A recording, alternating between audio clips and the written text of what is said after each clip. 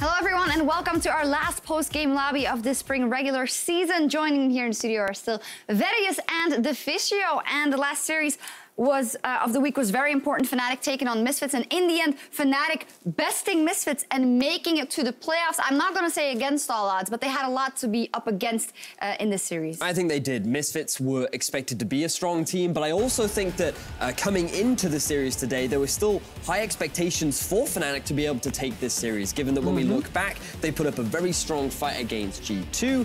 They've been performing relatively well over the last few weeks, and I think that it's not an utter surprise that they have defeated Misfits. No, I agree that, you know, it was pretty realistic they would win this series, and I think we said that a lot in our predictions and so on, that Fnatic could definitely win this one.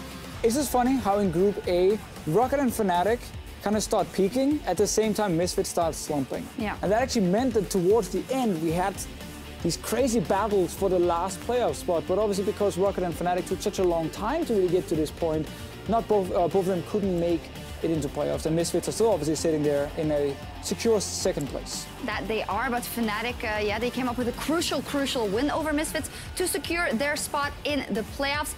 And yesterday, what made this also exciting is the fact that Rocket did the unthinkable. On Saturday, they took on G2, who had been undefeated in Europe in series for 13 months, it's always a hard word. And they 13 months. Yes.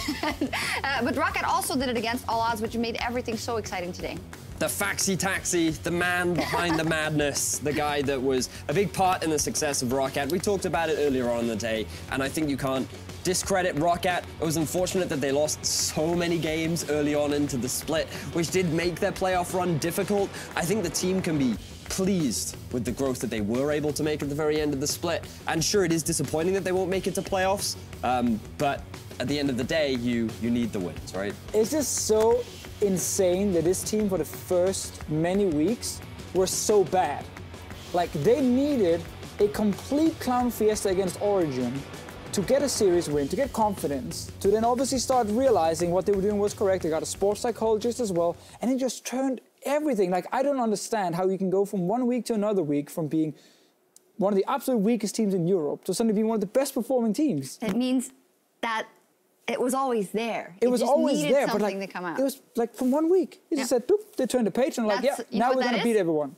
Momentum. It was like momentum. No, it was an but egg it shouldn't be in that incubation. much. They just needed the right amount of temperature for the egg to hatch. And they had a long game against Origin, long series, like a lot of heat. Exactly, and then eventually they rose from the egg into a beautiful bird that led them all this way. Or because Origin and Rocket both had some good things and bad things, but when Rocket ate Origin, they absorbed all the good things, and then combined, this is Origin and Rocket combined, they became a good team.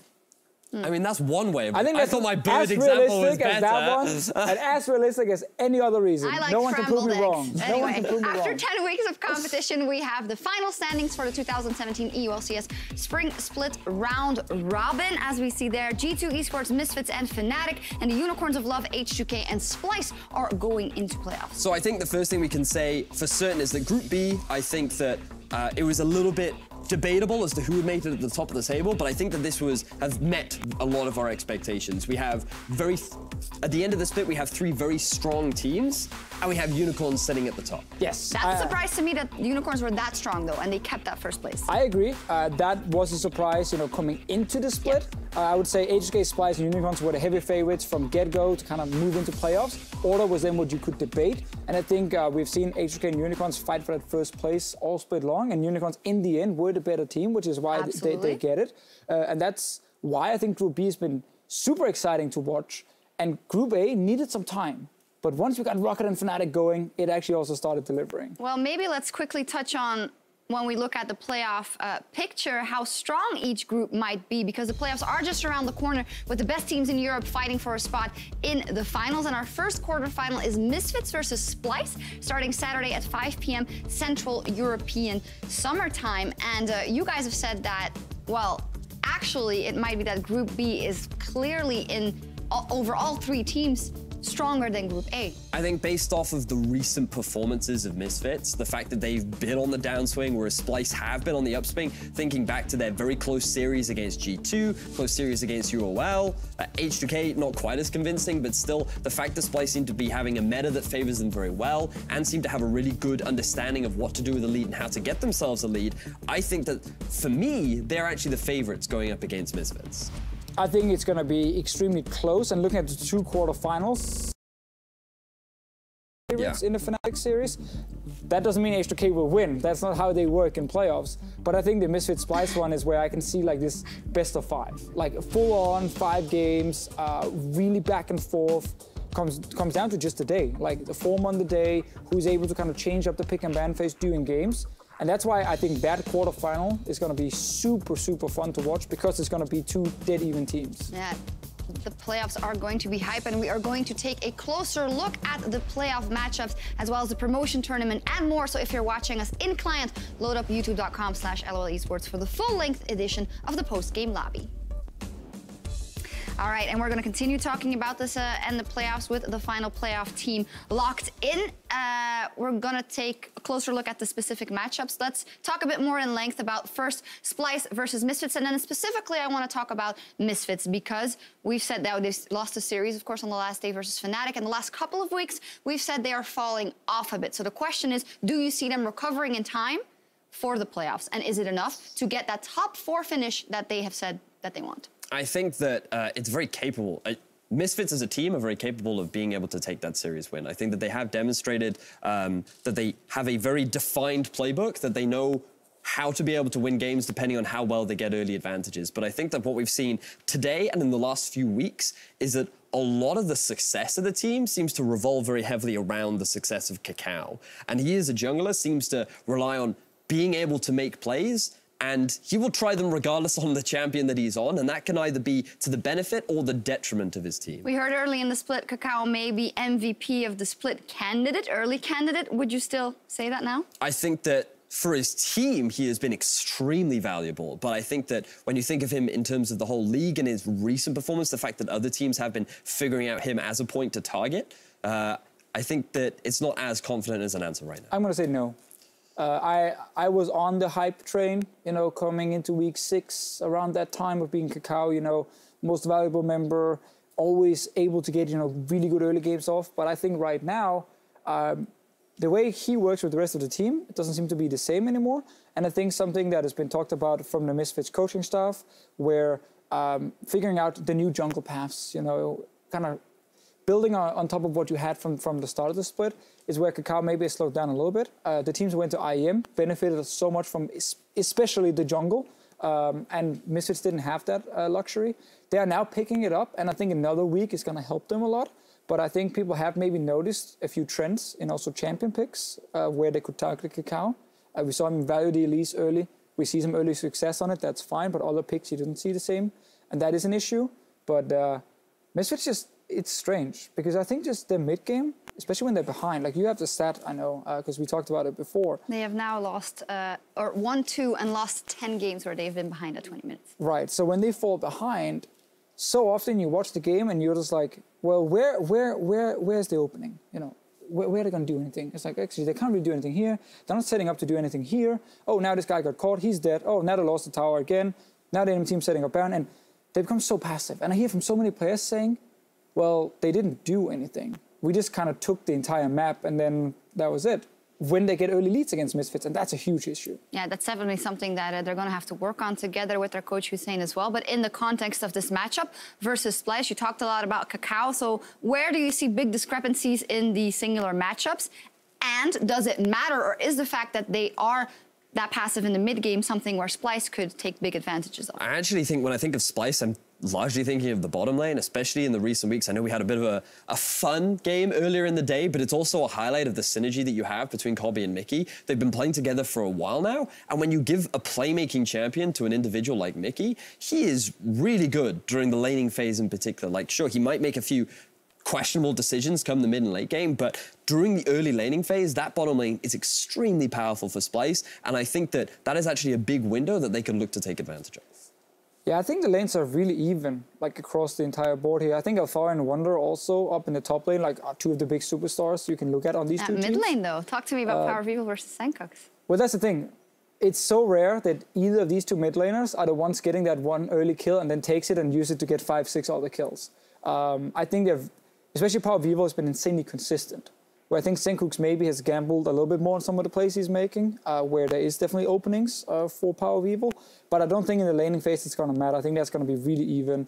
And that's the thing. I actually think across the entire thing, the most explosive one is the jungle matchup, where Trashy will try and match the early game of Kakao, and if he succeeds, he might be more impactful. That sounds like a super close matchup. So if we talk now about the other one, the other quarterfinal, H2K going up against Fnatic, you're more inclined to say, well, H2K should have an easier time versus Fnatic, obviously. But what trends that we've seen the last couple of weeks are we taking into account here? Because if we say Fnatic has a resurgence, we also have to be fair and say that H2K has not shown us top-tier League of Legends for the entirety of the last 3 weeks. Is that fair? I think that's a fair statement to make. I think that H2K, especially in, I think back to their series versus Origin, where they received some criticism towards when you're going against a team like that, you expect to have much cleaner play. Very similar to how they played against Splice today, and obviously Splice made it a little bit easier for them. But the premise is there, right? You expect clean control during the early game. Jankos is a jungler that's renowned for building up leads during the early game, and then given that H2K is such a methodical team, the logic is that they'll just use that lead to be able to just swiftly take tower after tower, objective after objective, and just close out the game. And recently, come the mid game, they tend to take some of these questionable fights. Like there was a big criticism around IEM, and when you look at their recent performances, some of these issues are still sticking around. I think what Caps talked about punishing mistakes more. Maybe Fevivin. Maybe Fevivin, let's call him that now. But no, about how Fnatic have changed the style. It's more about not forcing so much on their own, but more punishing what the other team is doing. And then fight. I think that style makes sense, but I don't see H2K make that many mistakes before we get late on in the game. And that's where I can be a little bit concerned if I'm Fnatic. Because if you start falling behind in these games here, which we know a jungler like Jankos can do, and the lanes are very strong on the side of H2K, you might not get that many openings. And I also think having a full week to VOD review and prepare pick and ban phase against this Fnatic lineup, who's now shown this very specific style they're using, would benefit H2K more than it would benefit Fnatic. Oh, and let's not forget that Finlay said it himself in the post-game interview. Yeah, I am the coach, but obviously I don't have the wealth of experience that our coaches do, and he's going up against the most experienced coach in the EULCS. Yeah, the most experienced, who's now had an assistant coach in Stardust with him all split long. They have Chris there, the manager, for the entire split as well.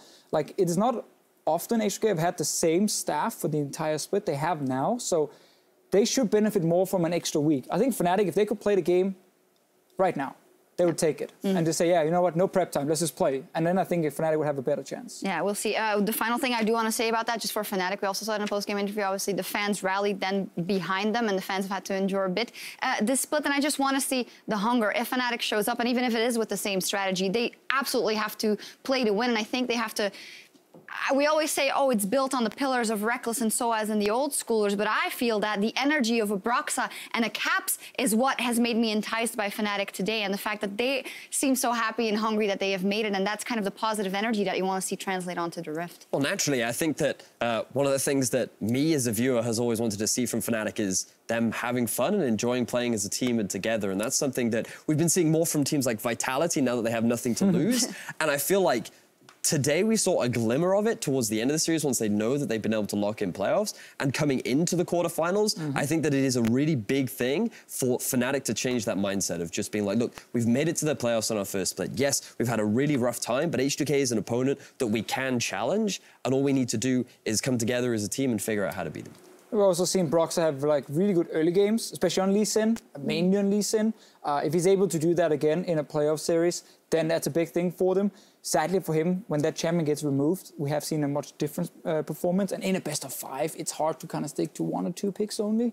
So that might again be a little bit of an issue. But I think actually, yeah, people like him, people like Caps, they can come in the first series and do extremely well. That is huge for Fnatic. And I think the same for Misfits. Like you talk about the positivity. I think what we liked so much about Misfits was how these guys came together with Kakao, even Ignor and so on. Like, these guys were kind of giving some energy to the rest of the team. And it allowed them in the start to really progress so fast. And I think it's still great. And I think we're going to see something like that again from Misfits. Because I think now you get a reset. Regular season is done. Prep just for this one team. You only care about one team.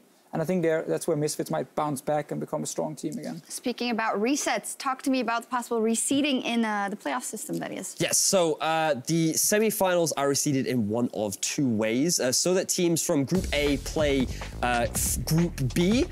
So basically, in the event that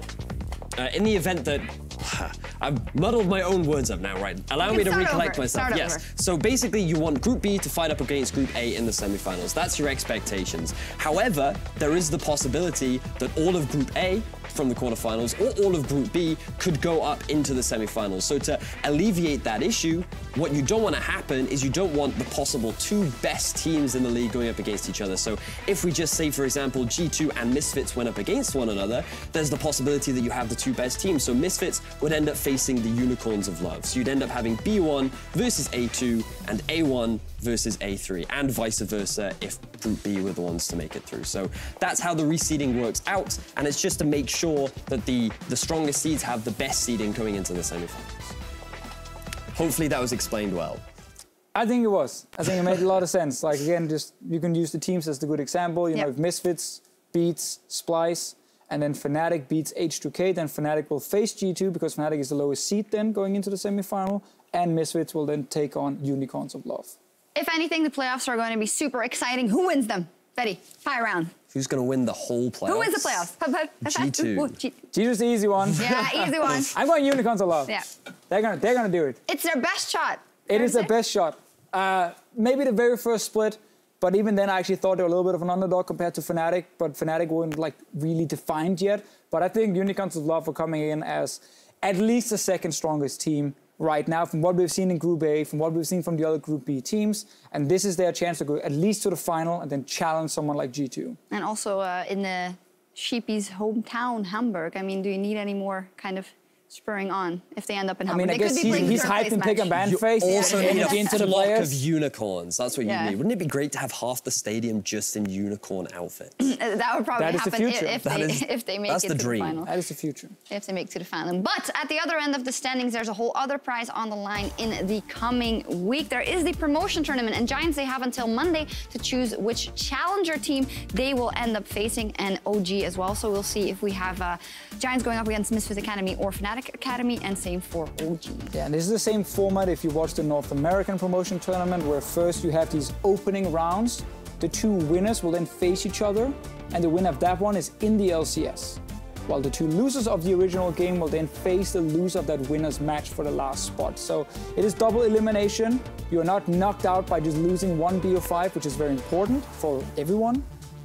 And it's going to be a tough one. I feel like it's going to be tough for all four teams because I don't see a massive difference. Exactly. It's pretty even this time around, in my opinion, the promotion tournament. I think it's going to be an exciting one. Giants are the team that get the choice, and they will end up choosing tomorrow, I believe, between Misfits Academy and Fnatic Academy. I would probably choose Misfits Academy based on their performance. I think that they prepared extremely well for Schalke during the Challenger Series, but I also think Schalke succumbed to the pressure. I think that they put a lot of weight on their own shoulders to perform.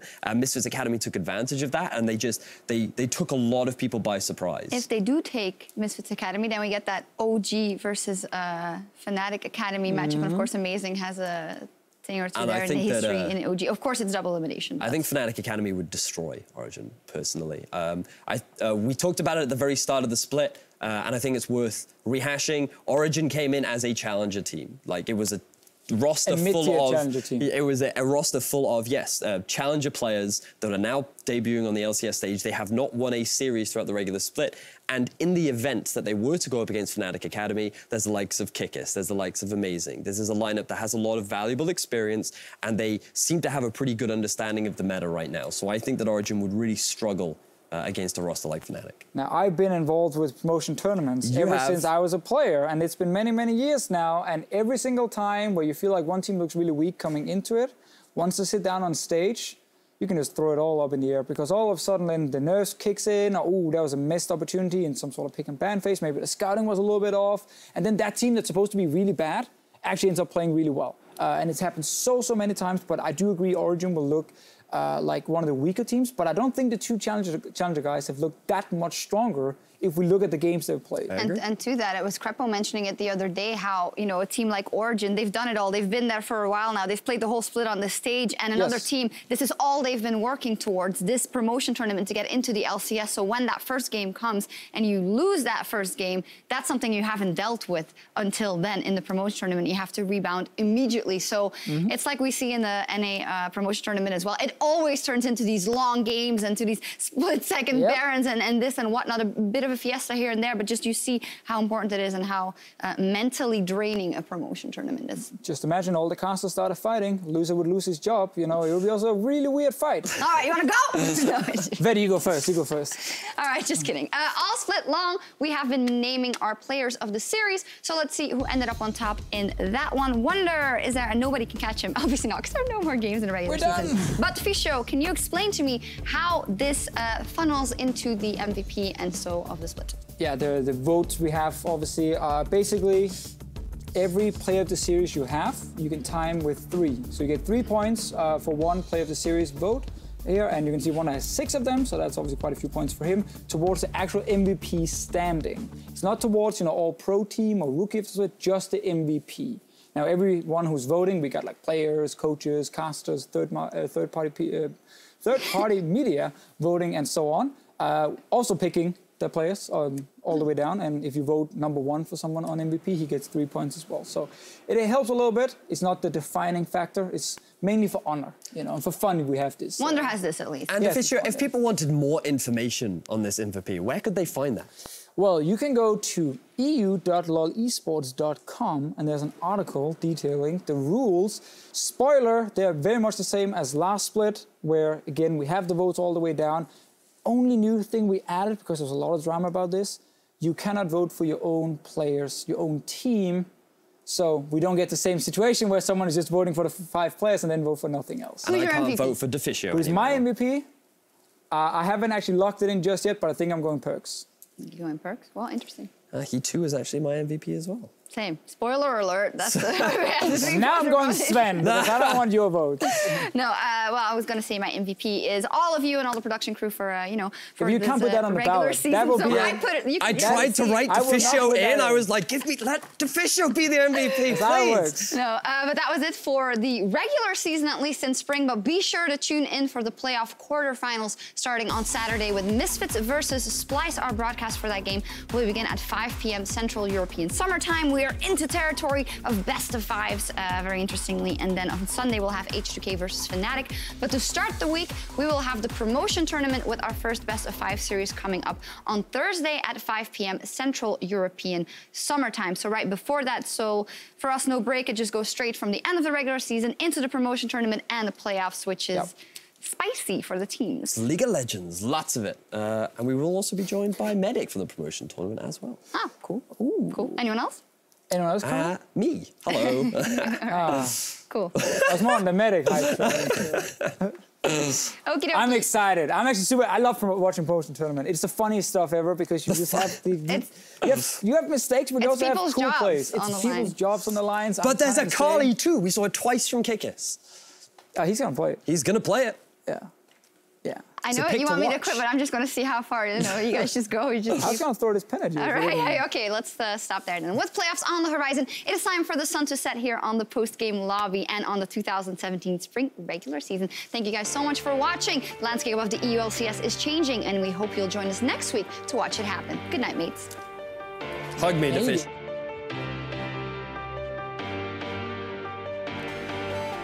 Jankos turns it back around. Oh, it looks so good, though. Wait, the laser! Oh, that one hurt.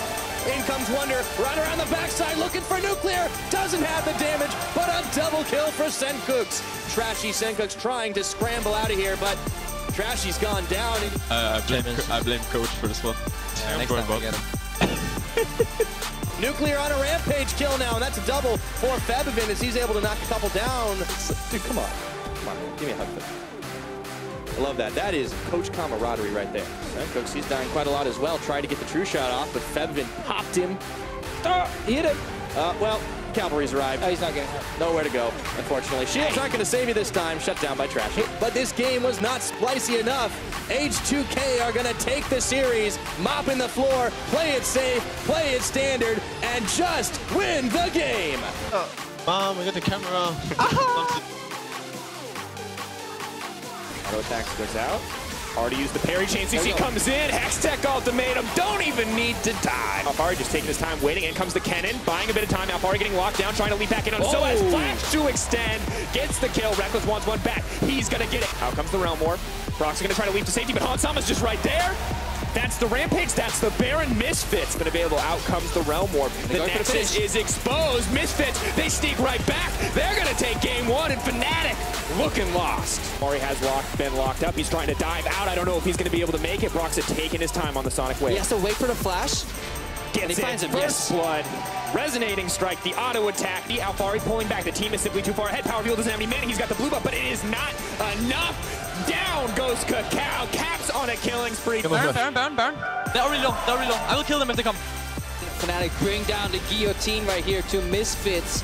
51,000 goals in the pockets at 25 minutes.